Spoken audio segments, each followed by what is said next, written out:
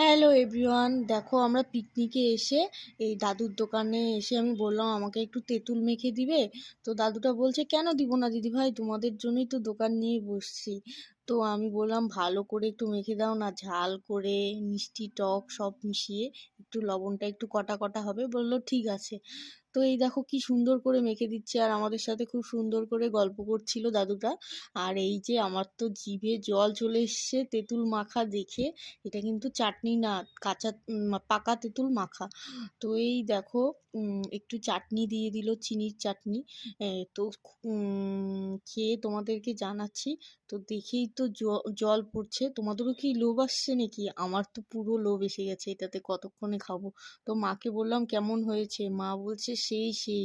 তো আমিও খেয়ে দেখি। তো আমার মুখটা দেখে তো বুঝতেই পারছো কতটা টেস্টি ছিল। তো আশা করি তোমাদের ভালো লাগবে। অবশ্যই লাইক, কমেন্ট, সাবস্ক্রাইব